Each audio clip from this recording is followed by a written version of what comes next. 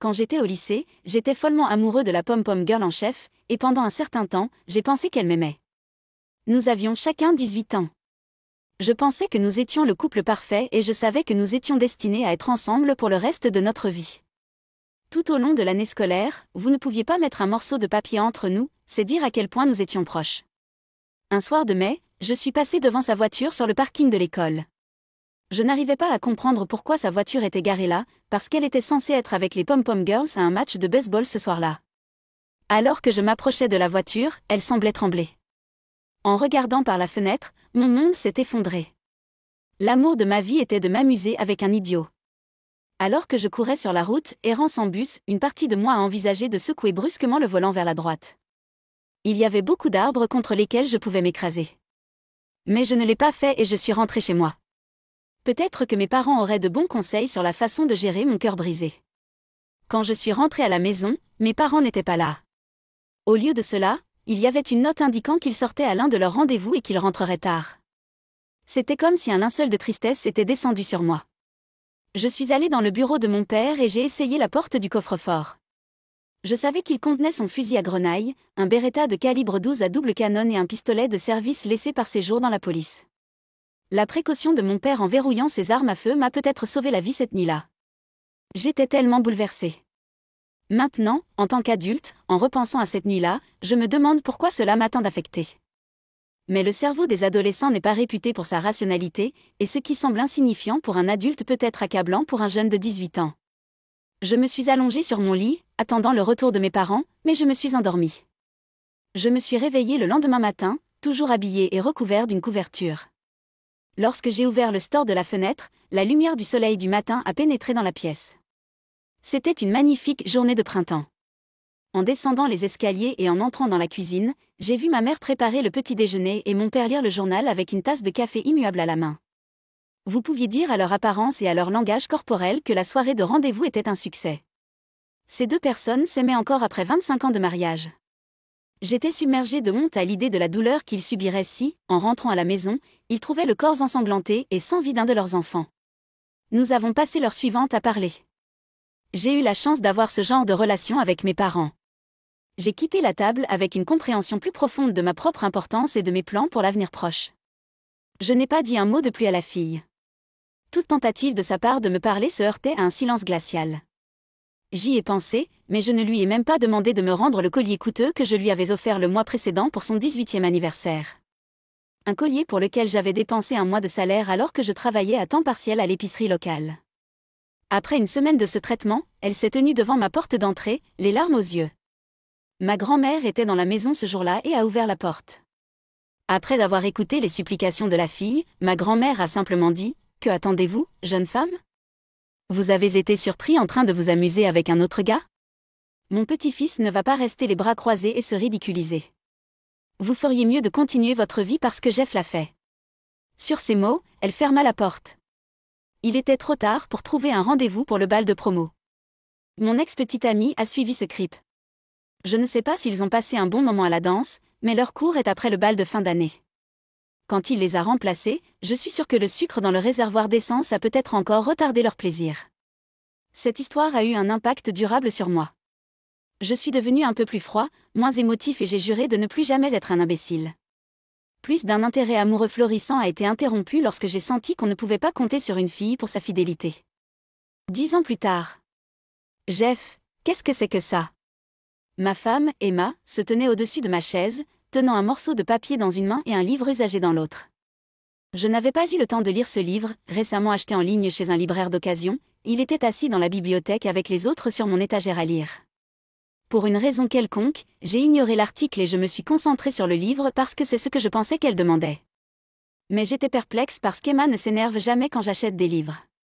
En fait, elle lit et apprécie généralement les livres que je choisis. Ce n'est pas L'homme qui s'en sort, l'enquête complète de James Neff sur le procès de Sam Shepard pour la destruction de sa femme. Vous savez, le fugitif. C'était maintenant au tour d'Emma d'être perplexe. Pas le livre, monsieur, elle m'a fourré une feuille de cahier sous le nez. Ceci, cela. Elle criait pratiquement maintenant. J'ai essayé de prendre le papier, mais Emma semblait réticente à le lâcher, comme si c'était quelque chose d'important. Mais finalement, elle laissa tomber.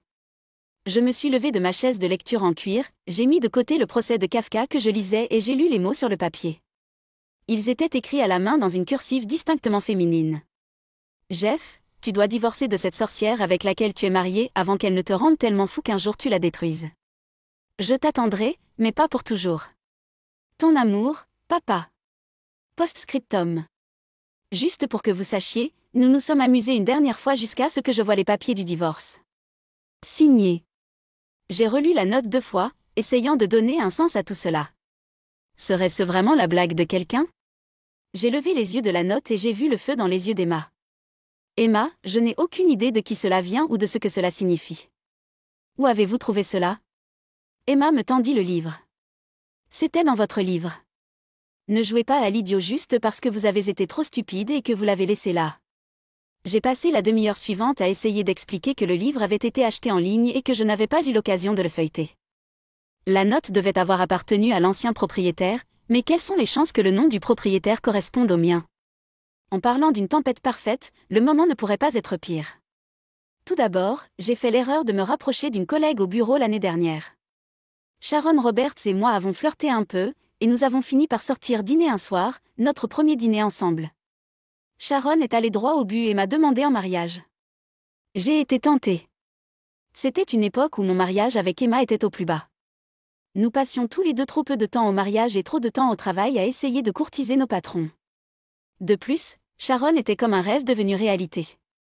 Je n'ai pas cédé à la tentation, mais les offres de Sharon ont réveillé la réalité et la conscience dans mon cerveau stupéfait. Je savais que je devais rentrer chez moi et réparer mon mariage. J'aimais Emma. Quand je suis rentrée à la maison ce soir-là, j'ai dit à Emma que nous devions réparer ce que je pensais être cassé, mais j'avais fait une énorme erreur en admettant ma quasi-intempérance.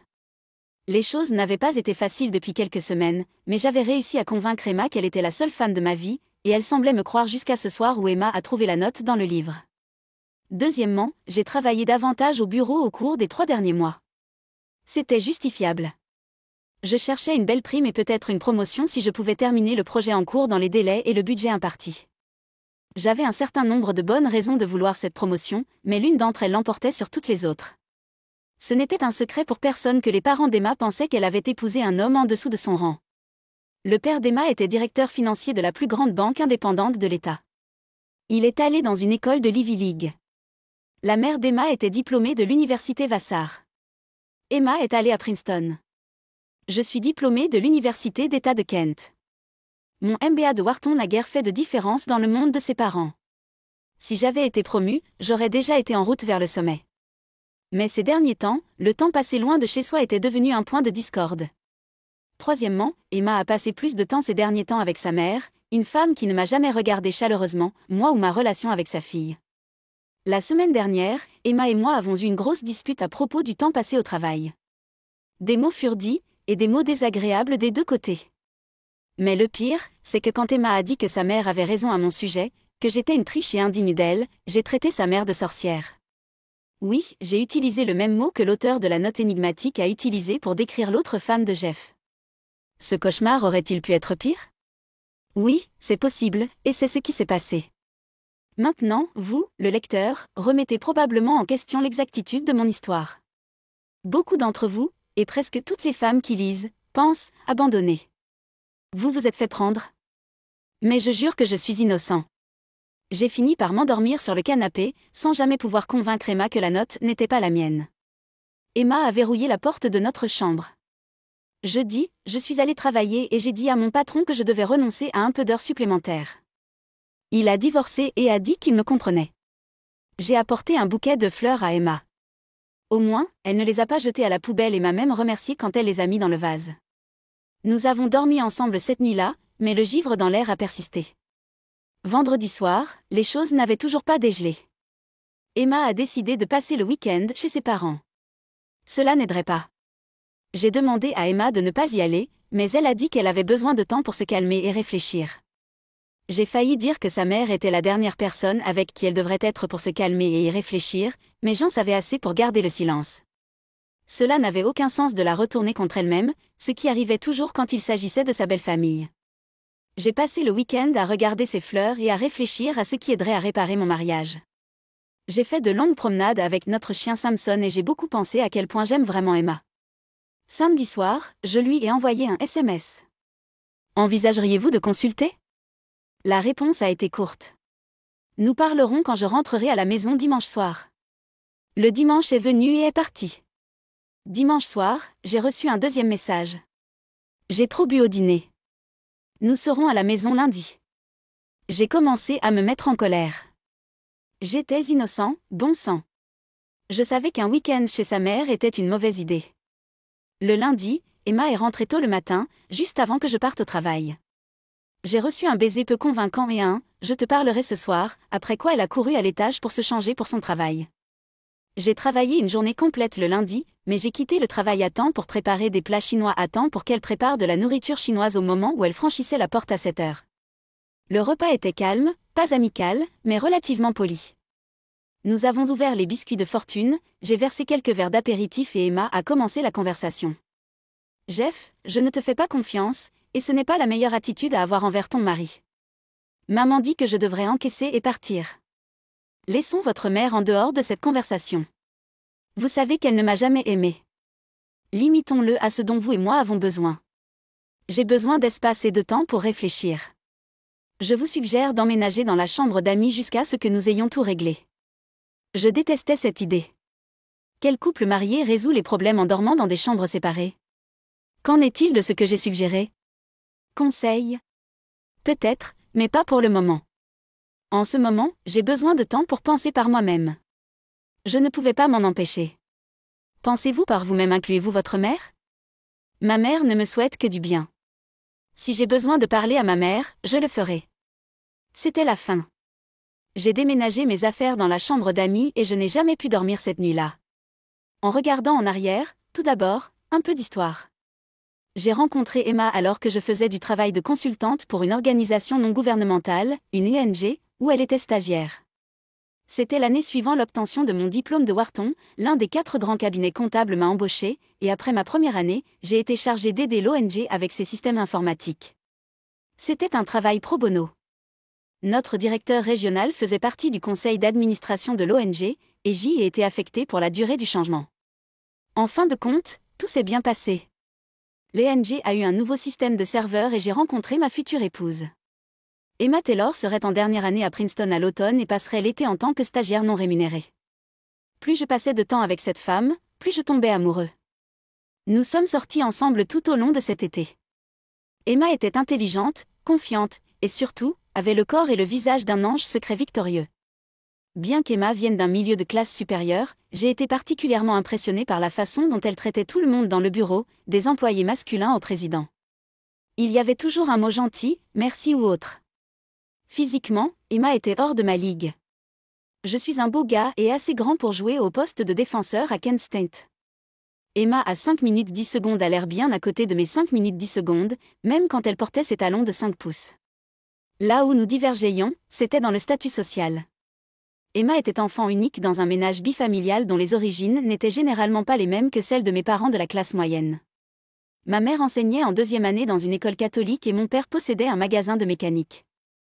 Je suis l'un des 4 enfants, tous diplômés de l'université et tous étaient de la classe moyenne assez prospère.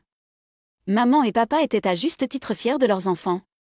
Papa et maman nous ont inculqué une éthique de travail qui m'a aidé à réussir. Après seulement 2 ans au cabinet comptable, j'ai été embauchée par l'un de nos clients. Nous venions de terminer un travail de consultant réussi avec TMG2 Engineering ANC et avions économisé des millions de dollars à l'entreprise dans la transition de l'ordinateur central à l'informatique basée sur serveur. TMG2 m'a offert le poste parce que je n'avais pas à voyager et que le salaire était comparable.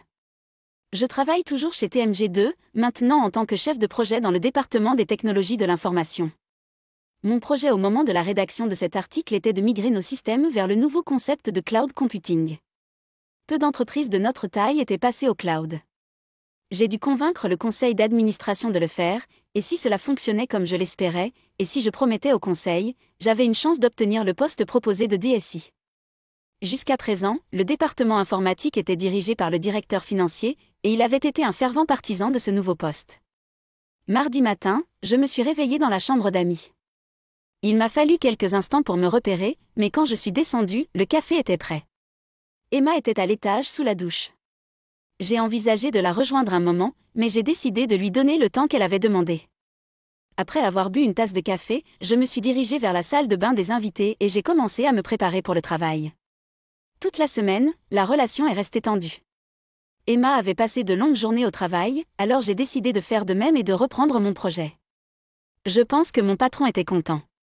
Il pensait probablement que mes problèmes de mariage étaient résolus, et je m'en fichais.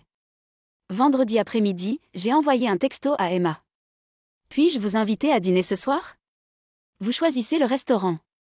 10 longues minutes plus tard, j'ai eu sa réponse. Allez chez ma mère, passer le week-end. C'était ridicule. Je l'ai immédiatement appelée, et elle m'a poliment répondu. Comment pouvons-nous travailler sur notre mariage ou vos problèmes de confiance si vous n'êtes pas à la maison? Je vous ai dit que j'avais besoin de temps. Cela ne fait qu'une semaine. Vous devez respecter mes souhaits. J'ai fait de mon mieux pour rester calme et lui ai fait valoir que je restais le week-end, mais tous mes arguments n'ont pas été entendus. Elle a finalement accepté d'examiner ma 3e demande de conseil. Est-ce que je te verrai avant que tu ne partes pour Manhattan ce soir? Non, j'ai déjà fait mes valises. Je serai probablement de retour lundi soir. Je resterai le week-end et irai directement au travail depuis New York. Un autre week-end, juste Samson et moi. 2 jours de plus à essayer de comprendre comment réparer ce qui était cassé. Samedi, j'ai eu une idée. J'ai trouvé le numéro de la librairie d'occasion où j'avais acheté The Wrong Man et j'ai parlé au vendeur. Bonjour, j'ai acheté un exemplaire d'occasion de The Wrong Man dans votre magasin. Vous me l'avez expédié il y a 3 semaines. À l'intérieur se trouvait une note romantique écrite par quelqu'un nommé Jeff, qui est aussi mon nom. Ma femme a trouvé la note et m'accuse d'avoir une liaison. J'ai besoin de parler à Jeff, à qui appartenait le livre. Le vendeur eut le culot de rire. Mec, quelles sont les chances? Un livre intitulé The Wrong Man, appartenant à 2 gars nommés Jeff, et même avec une note d'amour à l'intérieur. Le greffier m'énervait. Écoutez, ce n'est pas drôle. Ma femme a besoin d'assurance que je ne suis pas le Jeff qui a reçu la note de cette femme. Votre système suit-il les acheteurs et les vendeurs? Oui, si le gars est enregistré chez nous. Beaucoup de gens qui nous vendent leurs livres d'occasion ont des comptes et sont dans notre système. Mais je ne peux pas vous donner de nom ou de numéro de téléphone. Et si vous preniez mon nom et mon numéro de téléphone et que vous contactiez l'autre Jeff et lui demandiez de m'appeler? Je peux le faire. Comment vous appelez-vous pour que je puisse retrouver le livre? Jeff Parker. Comme dans l'auteur? J'étais perplexe. Quel auteur? Il rit à nouveau. T. Jefferson Parker. Il écrit des mystères. Cette conversation était idiote, mais je devais demander. Que signifie la lettre T? Je ne sais pas. Peut-être celui de Thomas? Je n'en sais pas plus que vous. Je n'ai jamais entendu parler de lui. Je ne lis pas de mystères fantastiques. D'accord, oubliez ce gars de Parker. Je suis Jeffrey Parker, pas Jefferson, et je n'ai pas de T dans mon nom. Je lui ai donné mon numéro de téléphone et j'ai été agréablement surpris lorsque mon téléphone a sonné 20 minutes plus tard. Je m'appelle Jeff, et on m'a dit que vous m'avez écrit une note trouvée. S'agit-il d'une sorte de chantage? Non, ce n'est pas du chantage. J'ai acheté un livre intitulé The Wrong Man That Belonged to You. À l'intérieur se trouvait une note d'une femme nommée Terry. J'ai besoin que vous disiez à ma femme que la note a été écrite pour vous, pas pour moi. La note était dans un livre? Bon sang, j'ai cherché partout la note de cette stupide garce. Si ma femme le trouvait, je serais mort. Je n'arrive pas à croire que cela se soit retrouvé dans ce livre. Jeff, fais attention. J'ai besoin que tu dises à ma femme ce qui s'est passé. Pas question. J'ai esquivé cette balle. Terry a dépassé ça, et je suis toujours mariée, et je vais le garder comme ça. Il a raccroché. Il m'a fallu 5 minutes pour me calmer et rassembler mes pensées. J'ai composé le numéro qui apparaissait dans le journal des appels reçus sur mon téléphone portable. Il a répondu. Bonjour. Jeff, c'est Jeff. J'ai changé d'avis. C'est du chantage. Si vous ne m'envoyez pas une déclaration notariée indiquant que Terry vous a envoyé une note d'amour, votre femme recevra une lettre notariée de ma part avec une copie de la note de Terry. Comment ça sonne, mec? C'est froid? Probablement pas aussi froid que chez moi depuis que la note de Terry a été trouvée par ma femme. D'accord, mais vous promettrez que c'est fini, non? Je promets. Envoyez simplement une déclaration, vous vous souvenez? Il faut que ce soit notarié ou ma femme ne le croira pas. Voici mon adresse. N'hésitez pas. Faites-le tôt dans la semaine. En regardant en arrière pour devenir amants. Emma et moi travaillions pour une ONG et nous ne sortions ensemble que depuis 5 semaines lorsque nous avons fait l'amour pour la première fois. À la fin de l'été, Emma et moi étions devenus très exclusifs. Pendant sa dernière année, j'ai passé la plupart des week-ends à conduire 60 miles jusqu'à Princeton. Nous avons passé Thanksgiving dans l'appartement de ses parents près de Central Park. Bien qu'elle ne soit pas ouvertement hostile, la froideur venant de sa mère était évidente, mais je me suis dit que je finirais par la convaincre, la plupart des gens réagissant positivement quand j'ai essayé de me lier d'amitié avec elle. Emma a passé les vacances d'hiver avec moi pour rendre visite à mes parents. Emma n'a montré aucun signe d'inconfort pendant la semaine lorsque nous avons visité la maison de mes parents, une petite mais confortable maison de style artisanal populaire dans leur banlieue de Columbus. Mes parents aimaient Emma et elle leur rendait leur affection. Les parents d'Emma n'ont pas mis d'obstacle tant que nous sommes sortis ensemble pendant sa dernière année de lycée. Rétrospectivement, je pense que Lois et Jonathan Taylor ont supposé que c'était son aventure. J'ai été sa première relation exclusive qui a duré plus de quelques mois. Leur approche était de s'asseoir et de laisser les choses s'estomper naturellement. Cette approche avait toujours fonctionné dans le passé, et il n'y avait aucune raison de croire qu'elle ne fonctionnerait pas pour le cinglé de l'Ohio. En juin, nous étions fiancés. Avec un revenu décent et un emploi du temps relativement stable au TMG2, j'ai demandé à Emma de m'épouser, et elle a accepté. Emma a apprécié que nous vivions à Philadelphie et que rendre visite à ses parents à Manhattan ne poserait pas de difficulté. Maintenant que j'avais demandé en mariage et qu'Emma avait dit oui, sa mère a paniqué et a commencé à s'en prendre à Emma pour la faire changer d'avis. Emma a confronté sa mère, insistant sur le fait que j'étais la bonne et qu'elle allait se marier. Finalement, sa mère a accepté, a aidé à planifier le mariage, mais n'a jamais cessé d'essayer de manière très subtile de saper notre mariage. Je n'ai réalisé à quel point elle était sérieuse que bien plus tard. L'attitude de ses parents a également compliqué mes choix ces derniers temps. Devrais-je être libre de passer plus de temps avec ma femme, qui poursuit maintenant sa carrière? Ou devrais-je passer ce temps à travailler pour devenir un cadre supérieur dans son entreprise, gagner un poste et un revenu dont elle pourrait être fière, et peut-être montrer à ses parents qu'elle n'avait pas fait d'erreur en me choisissant comme mari? C'est le même choix auquel de nombreux jeunes professionnels sont confrontés. Peu de gens trouvent l'équilibre parfait. L'humeur d'Emma ne s'était pas améliorée lorsqu'elle est revenue lundi de la maison de ses parents après ce deuxième week-end. J'ai décidé d'attendre un email de l'autre Jeff avant de l'approcher et j'ai continué à dormir dans la chambre d'amis. J'ai aussi fait quelque chose que j'avais juré de ne jamais faire, lire son email. Pendant qu'Emma se douchait et se préparait mardi matin, j'ai ouvert son ordinateur portable et me suis connectée à son programme de messagerie. Il y en avait trop pour être lu en peu de temps, alors j'ai branché un disque dur externe et j'ai vidé le contenu de sa boîte de réception et d'autres dossiers. Bien sûr, comme la plupart des utilisateurs d'ordinateurs, Emma n'a pas supprimé les emails après les avoir supprimés. J'ai réussi à lire 2 emails de sa mère avant d'éteindre l'ordinateur portable et je savais qu'une lecture plus approfondie mènerait à des révélations intéressantes. Après le départ d'Emma pour le travail, j'ai passé 1 heure à lire. Je détestais violer l'espace personnel d'Emma, mais il n'y avait pas beaucoup de choix. Sa mère et moi menions une guerre contre l'esprit d'Emma et notre mariage était juste, n'est-ce pas? De plus, les emails ont prouvé que j'avais raison d'être inquiet. Dans l'un d'eux, sa mère a exhorté Emma à déménager dans le bureau de New York de son entreprise et à déménager en ville. Il y avait aussi une lettre d'un gars, Grant Martin, parlant d'un dîner chez ses parents auquel ils assistaient tous les deux et qui voulait commencer à correspondre. Aussi froide que soit notre relation, la lecture des lettres d'Emma m'a donné de l'espoir pour notre avenir. En réponse aux commentaires sarcastiques de sa mère, Emma a professé son amour pour moi et son espoir que notre mariage survivrait. Sa mère était tout aussi catégorique sur le fait qu'il y avait peu d'espoir. Dans plusieurs lettres, elle a mentionné ma confession sur Sharon Roberts, disant essentiellement à Emma que je l'avais trompée avec Sharon et qui sait combien d'autres femmes, y compris cette dernière, se référant à une note de Terry. Le seul email d'Emma à Grant Martin était en réponse à son email. Elle lui a rappelé qu'elle était mariée, espérait que notre mariage pourrait être sauvé et lui a demandé de respecter ses souhaits d'être laissée seule. Mardi, j'ai passé mon temps libre à lire tout cela. Mardi soir, je suis rentrée à la maison de bonne humeur, ce qui ne s'est amélioré que lorsque j'ai vérifié le courrier. Il y avait une lettre de l'autre Jeff. Il devait vraiment vouloir que cela se termine. J'ai ouvert l'enveloppe et il y avait une déclaration notariée confirmant qu'il était le même Jeff qui possédait le livre et a laissé une note à l'intérieur de Terry. Il s'est même excusé pour les problèmes que cela avait causés. Emma rentra à la maison ce soir-là où des steaks grillés, une salade et une bouteille de merlot l'attendaient. Nous avons mangé avant que je ne lui remette une lettre de l'autre Jeff. Quand Emma lut la lettre, ses yeux s'embuèrent. Elle s'est levée de sa chaise, s'est assise sur mes genoux et m'a embrassée. Cela me rend très heureux, Jeff. Presque aussi heureux que moi de t'avoir de nouveau dans mes bras. Cela fait trop longtemps. Voulez-vous un verre de vin? Oui, Jeff. Il devrait y avoir une bouteille de chardonnay au réfrigérateur. Pourriez-vous me verser un verre?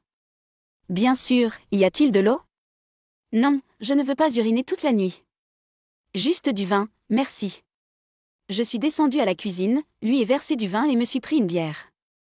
J'ai mis le vin sur la table de chevet. Je pouvais voir la détermination sur le visage d'Emma alors que je m'allongeais à côté d'elle. Tu ne sais pas ce que c'est, Jeff. Vous vous demandez si votre mère et votre père vous aiment ou si vous n'êtes qu'un autre accessoire de mode de la société. Pensez à quel point vous avez été élevés différemment. Comment ta mère et ton père m'ont accepté dans leur vie, même quand je les ai rencontrés pour la première fois. Alors comparez cela à la façon dont ma mère et mon père vous traitent. Je l'ai interrompu. Ils ne m'ont jamais aimé. Emma me lança son regard, le même qu'elle m'avait donné quand je l'avais interrompu. Vous pensez que c'est juste vous? Combien de fois avez-vous vu de la chaleur envers moi, leur propre fille? J'ai dû admettre que c'était rare, mais j'ai supposé que c'était une réaction à son mariage. Je suis resté silencieux et lui ai fait signe de continuer. Imaginez maintenant que vous êtes une jeune fille et que vos parents réagissent de cette façon à votre présence. Et quand vous avez 10 ans, ils vous envoient en internat. Je n'ai jamais pensé qu'ils ne t'aimaient pas. J'ai seulement supposé qu'ils vous traitaient comme ils m'ont toujours traité, avec une froide indifférence. Dis-moi, Emma, qu'est-ce que cela a à voir avec notre amour et notre mariage? Pourquoi est-ce soudainement devenu important pour vous? Parce qu'il y a 3 ou 4 mois, ma mère m'a appelé et nous sommes allés déjeuner. Maman a dit qu'elle voulait reconstruire la relation et qu'elle était désolée que nous nous soyons éloignés. Elle a jeté une bouée de sauvetage émotionnel dans notre relation, et j'admets que je le voulais. Depuis, elle et moi avons passé plus de temps ensemble. Elle m'a dit à quel point elle était fière que j'ai obtenu un baccalauréat à Princeton et a été très élogieuse à l'égard de ma carrière. J'ai dit à ma mère que nous pensions fonder une famille. Certes, elle m'a conseillé d'attendre. Ma mère a dit que c'était ce qui avait fait s'effondrer sa carrière lorsque mon père a insisté pour qu'elle tombe enceinte. Elle pense qu'elle était trop jeune pour avoir un enfant, et c'est l'une des raisons pour lesquelles nous n'avons jamais été proches. Elle blâme son père pour cela et dit que tu me fais la même chose, me faisant perdre mon individualité et mon épanouissement. J'ai été frappée par cette dernière déclaration. Emma, c'est trop ironique. L'année dernière, c'est vous qui avez parlé de fonder une famille. Quand j'ai hésité, tu as décidé que nous devrions prendre un chien pour tester nos instincts paternels, comme tu le dis. Nous avons eu Samson, et j'ai réalisé il y a quelques mois que nous étions prêts, que nous ferions de bons parents. Et maintenant ta mère dit que je veux que tu tombes enceinte et que tu marches pieds nus dans la cuisine? Elle n'a pas dit ça. C'est la même chose. Emma, on dirait que l'eau creuse un fossé entre nous. Nous, oui, nous avons parlé de fonder une famille. J'ai commencé à élever la voix, ce qui n'est jamais une bonne chose, a répondu Emma. Maman ne veut que ce qu'il y a de mieux pour moi. Pour la 2e fois en 2 semaines, Emma prononça ces mots exacts. Cela m'a rappelé le film de Stepford Wives, dans lequel toutes les épouses étaient des esclaves dévouées de leur mari. Est-ce que j'avais soudainement affaire à une fille de Stepford? J'ai besoin de ça, Jeff. J'ai besoin d'une relation avec au moins un de mes parents. Vous avez été gâtés toute votre vie. 2 parents aimants, 3 frères et sœurs aimants. J'ai besoin d'une maman dans ma vie. J'ai failli demander, et nous? Mais j'ai réalisé qu'il valait mieux ne pas demander, parce que dans l'humeur dans laquelle Emma était en ce moment, elle prendrait cela comme de l'égoïsme de ma part. De plus, je devais être prudent. La dernière chose que je pouvais me permettre était de donner un conseil sur ce que j'avais appris en lisant ces lettres. Mais je devais demander. Y a-t-il quelqu'un d'autre, Emma? Emma s'assit et me regarda droit dans les yeux, ses yeux brûlants dans les miens. Bon sang, Jeff? Non. Je ne te tromperai jamais. J'ai dû me défendre. Je suis inquiet pour tout ce week-end à New York. Je suis inquiète parce que tu es une femme attirante et je sais que tes parents ont une vie sociale active. Je sais que les hommes sont obligés de vous aimer et de vous inviter à sortir avec vous. Était-ce trop dire? La réponse d'Emma ne semblait pas suspecte. Je ne suis allée qu'à un seul dîner que mes parents ont organisé le week-end dernier chez eux. Un des collègues de mon père était là, mais vous n'avez pas à vous inquiéter. Il n'était pas là en tant que mise en scène. Je suis resté silencieux et n'ai répondu qu'en mettant mon bras autour de ses épaules et en l'embrassant. Ma bouteille de bière et le verre de vin d'Emma étaient déjà vides. J'ai éteint la veilleuse et nous avons échangé « Je t'aime ». Je me suis roulée sur le dos et j'ai fermé les yeux, espérant dormir un peu pour pouvoir au moins oublier mes peurs pendant quelques heures. Voilà pour la réconciliation magique, me suis-je dit. La nuit suivante, j'ai vérifié le téléphone d'Emma pendant qu'elle préparait le dîner. Merde, 2 appels de sa mère aujourd'hui, et les 2 ont duré plus de 30 minutes. J'étais totalement foutue. Pendant le dîner, j'ai décidé de tenter ma chance. Emma, voulez-vous passer le week-end sur la côte? Je peux avoir une chambre sur Fire Island. Emma eut la grâce de jeter un air coupable. Je suis désolée, Jeff. Ma mère a appelé aujourd'hui et elle a 2 billets pour voir Le Marchand de Venise avec Al Pacino. Elle m'a demandé de la rejoindre samedi soir. Pouvons-nous aller sur le rivage le week-end prochain, s'il vous plaît? Oui, bien sûr. Le week-end prochain. Au moins, j'ai dormi dans mon lit à nouveau. Nous avons couché ensemble, mais nous n'avons pas fait l'amour. Jeudi matin, j'ai pris ma décision. J'avais les adresses e-mail de ma belle-mère et de Grant Martin, et avec elle, la guerre était sur le point de faire rage. Pour ce que j'ai fait ensuite, j'ai été licenciée, incapable de travailler dans un service informatique et j'allais peut-être en prison si je me faisais prendre. J'ai envoyé de faux emails à Loi Taylor et Grant Martin. Les 2 emails provenaient d'une entreprise en ligne bien connue et contenaient un lien qui, une fois ouvert, infecterait les 2 ordinateurs avec 2 virus différents. Un virus me permettait d'accéder à distance à chaque ordinateur, et l'autre était un virus d'enregistrement de frappe qui enregistrait tout ce qui était tapé sur le clavier, y compris les identifiants et les mots de passe. Grant Martin et Loi Taylor, comme beaucoup d'autres personnes qui ont été arnaquées, ne sauront jamais que leurs ordinateurs ont été infectés. Rétrospective 3 mariages. Notre mariage a été comme toute personne élevée dans la haute société s'y attendrait. Malgré les sentiments de Loi Taylor pour moi et son hostilité envers le syndicat, c'était son moment de faire un spectacle. Mes parents, mon frère et mes sœurs étaient là avec leurs conjoints et leurs enfants, mais nous avons gardé les autres invités au minimum. M et Madame Taylor ne montrèrent pas une telle retenue. Tous les Tom, Dick et Harry étaient invités et probablement présents. Quelle farce! Une chose m'a surpris au plus profond de moi-même. Jonathan Taylor conduisait Emma dans l'allée. Des larmes semblaient être dans ses yeux. Il me tendit la main et me dit pour la première fois quelque chose directement. Doucement, si doucement que personne ne pouvait l'entendre à l'orgue jouer Mendelssohn, il a dit « S'il vous plaît, prenez soin d'elle ». C'était tout jusqu'à ce qu'il se retourne pour s'asseoir à côté de la fille de glace, ma nouvelle belle-mère. La réception avait lieu dans leur country club. J'ai fait de mon mieux pour sourire à tous les imbéciles qui se sont présentés pour sucer mes beaux-parents. Je pense que ma mère, mon père, mes frères et mes sœurs ont levé les yeux au ciel assez souvent et assez fort pour avoir un coup de fouet cervical. À un moment donné, mon père, mon frère et 2 des maris de ma sœur m'ont coincé. Mon père l'a dit le mieux, Jeff, Emma est une femme sacrément douce et belle, mais bonne chance avec votre nouvelle famille. Nous avons ri tous les 4, trinquant à mon bonheur. Les premières années de notre mariage ont été merveilleuses.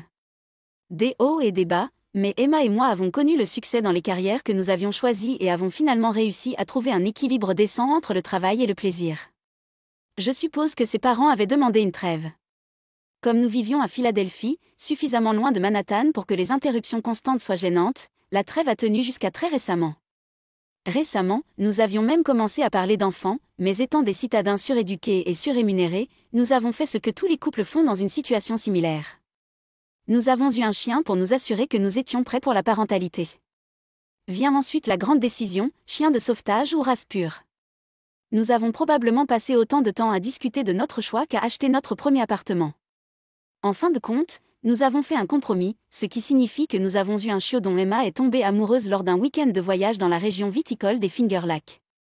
Samson était le plus amical de la portée, composé d'une maman labrador et d'un chien mâle inconnu. Bien sûr, maintenant je dois imiter tous les autres propriétaires de chiens, compagnons et continuer pendant des heures à expliquer pourquoi Samson est le chien le plus intelligent et le plus doux de tous les temps, mais soyons brefs et dis-le que c'est vrai. Vous devrez me croire sur parole. Après un an de vie avec Samson, nous avons réalisé que nous étions prêts pour les enfants.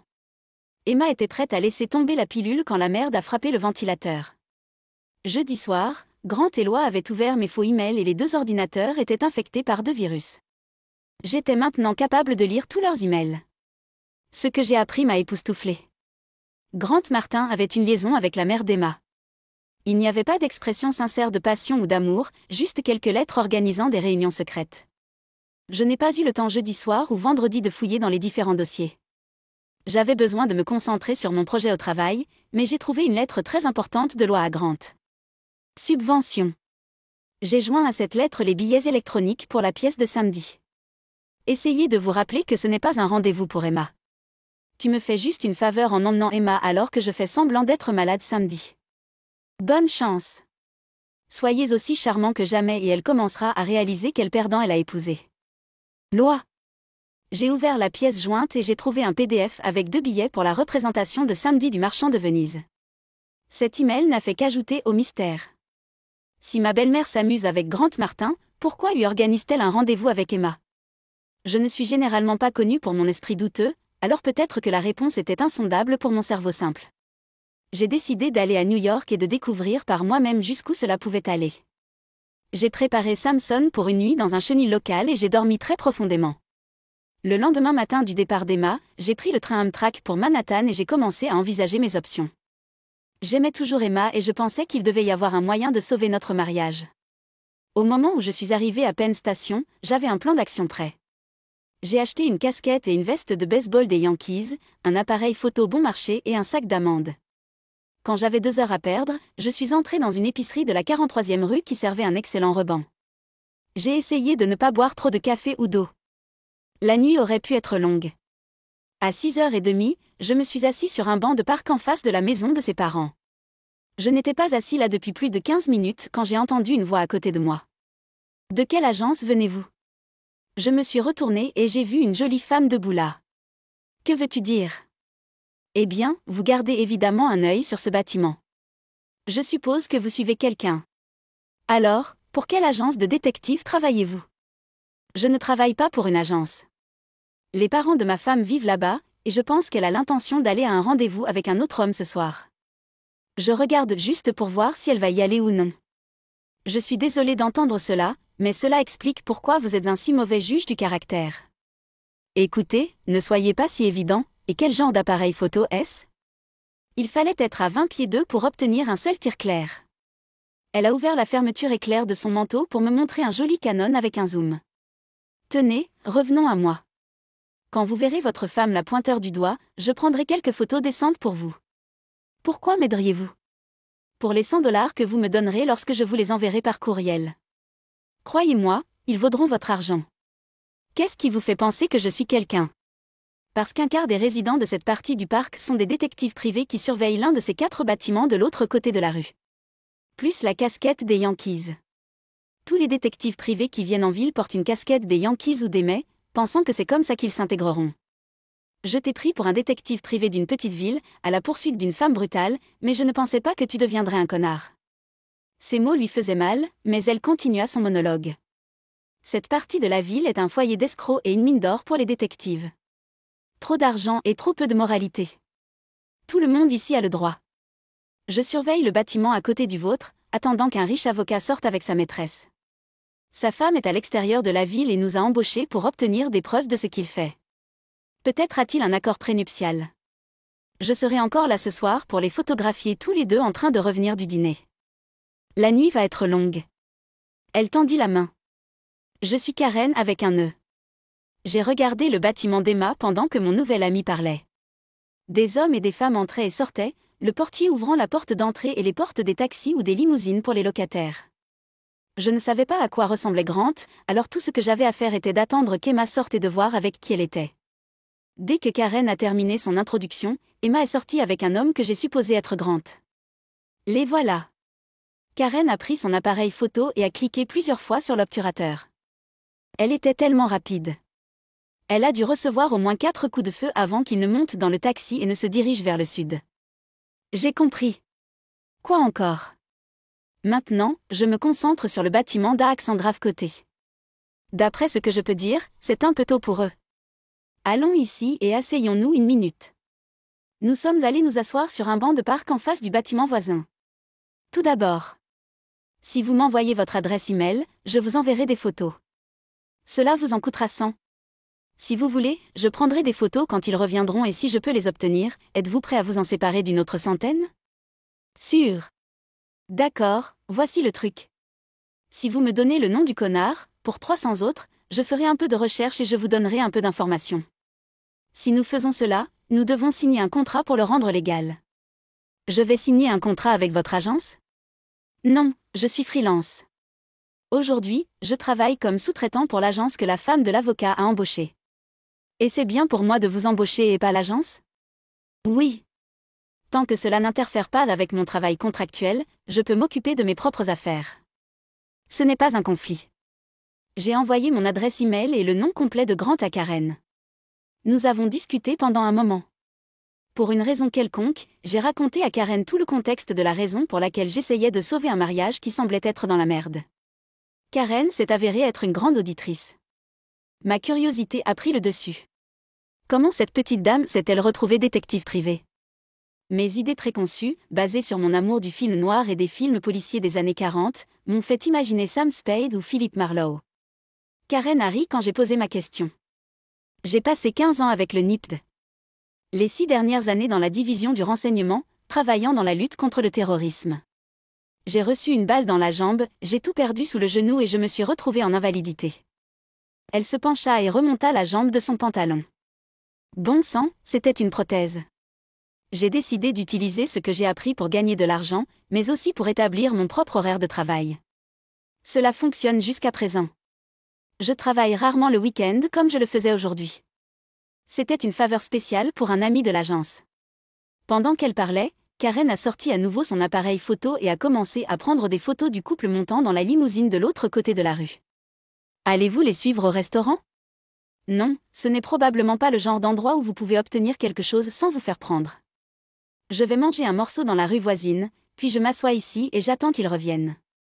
9 fois sur 10, ces couples dînent puis retournent au nid d'amour pour la nuit. Pas beaucoup de romance dans ces cas-là. Alors, qu'est-ce que la maîtresse obtient à part la nourriture? Vous seriez surpris. Certaines de ces femmes gagnent autant qu'une bonne secrétaire. Vous devez juste être prêt à vendre votre âme. Non merci. Qu'en est-il des épouses? Probablement la moitié de notre activité. Un pauvre gars travaillant 60 heures par semaine finit par deviner qu'un clown obtient la plupart ou la totalité de ce qui devrait lui appartenir. Vous voulez connaître les pires cas? C'est quand l'ADN revient et que les enfants s'avèrent ne pas être les siens. Cela se termine toujours par une guerre nucléaire. J'ai eu une fois un client qui est entré par effraction dans la maison de son ex-femme, s'est assis sur son lit et lui a fait sauter la cervelle. Cela a dû toucher sa conscience. Non, ce n'est pas le cas.